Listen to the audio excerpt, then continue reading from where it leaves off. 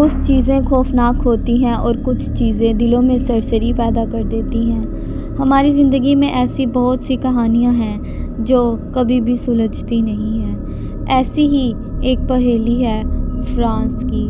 France एक खूनी था जिसने तकरीबन 5 खून किए थे। वो एक ख़तरनाक खूनी बन चुका था, इसलिए पुलिस ने फ़ैसला किया कि वो उसे आम जेल से सेंट्रल जेल ले जाएगी।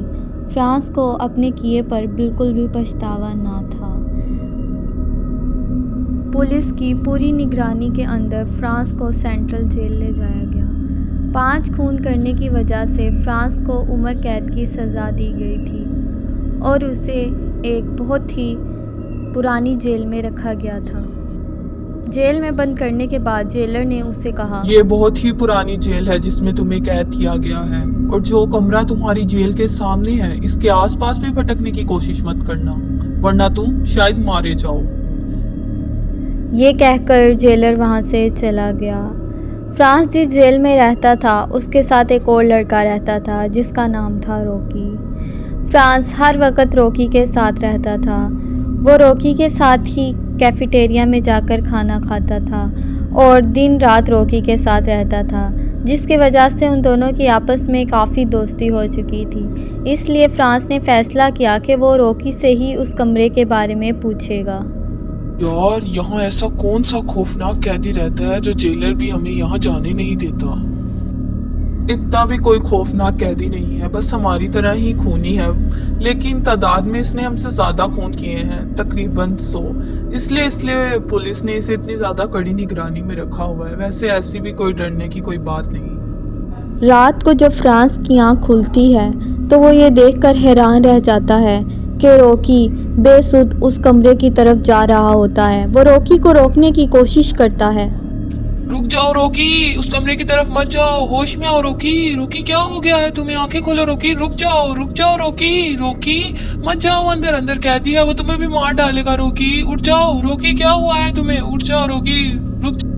रॉकी फ्रांस की किसी भी बात का जवाब नहीं देता और उसी कमरे की तरफ खींचा चला जाता है। ये देखकर फ्रांस पूरी तरह से हैरान रह जाता है कि अचानक उसके सामने से वो दरवाज़ा खुल जाता है और रॉकी उसी दरवाजे के अंदर चला जाता है और वो दरवाज़ा बंद हो जाता है। फ्रांस को समझ नहीं आती कि उसके सामने भी क्या हुआ।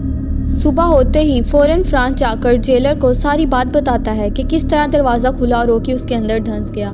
उसकी बात का जवाब जेलर इस तरह देता है, पागल तो नहीं हो गए हो क्या? उस कमरे में रहने वाला कैदी तक जिंदा रही है, और जहाँ बात रॉकी की रही वो तो कैंटीन में खाना खा रहा है। तुम भी जाओ, जाकर कैंटीन में खाना खाओ, तुम्हारा वक्त खत्म हो रहा है। जेलर की बात सुनकर जब फ्रांस कैंटीन की तरफ जाता है तो ये देखकर पूरी तरह से हैरान रह जाता है कि रॉकी तो वहाँ बैठकर खाना खा रहा होता है। उस दिन के बाद से फ्रांस की रॉकी से कभी भी सही तरह से बात ना हो सकी और अब फ्रांस अकेला उस जेल में रहता है। लेकिन उस दिन के बाद हर रोज़ फ्रांस किसी ना किसी को उसी कमरे की तरफ जाता हुआ देखता। वो उन्हें रोकने की कोशिश करता, मगर वो लोग बेसुध उसी कमरे की तरफ खींचे चले जाते थे। इन बातों से परेशान होकर फ्रांस जेलर से दरख्वास्त करता है कि उसे सारे मामले के बारे में बता दे, तो जेलर उसे बताता है। इस कमरे में रहने वाला कैदी एक आम आदमी था जिसका नाम था राहुल। वो एक दिन अपनी बेटी को लेकर जंगल में घूमने के लिए जाता है, लेकिन बदकिस्मती से वहाँ पर एक कैदी आ जाता है जो अभी अभी जेल से फरार हुआ था। वो उसकी बेटी को बुरी तरह से मार डालता है।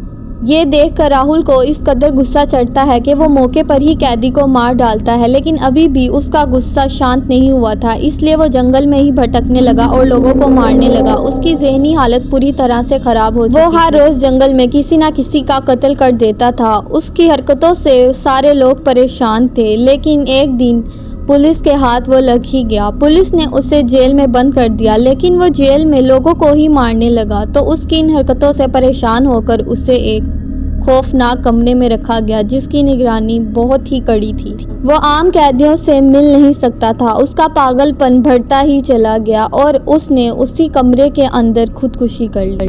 उस दिन के बाद उस कमरे से अजीब अजीब चीखों की आवाज़ें आने लगी और ये सिलसिला अभी रुका नहीं था। अब हर रात कोई ना कोई कैदी इसी कमरे में मारा जाता है। इसलिए यहाँ पर मौजूद एक भी कैदी जिंदा नहीं है, ये सब लाशें हैं। ये सुनकर फ्रांस पूरी तरह से हैरान रह जाता है और वो जेलर से कहता है, अगर ऐसी ही बात है तो आप यहाँ से फरार क्यों नहीं हो जाते? आप ऐसे कैदियों की जेल में क्यों हैं जो मरे हुए हैं? तुम्हें क्या लगता है मैं जिंदा हूँ?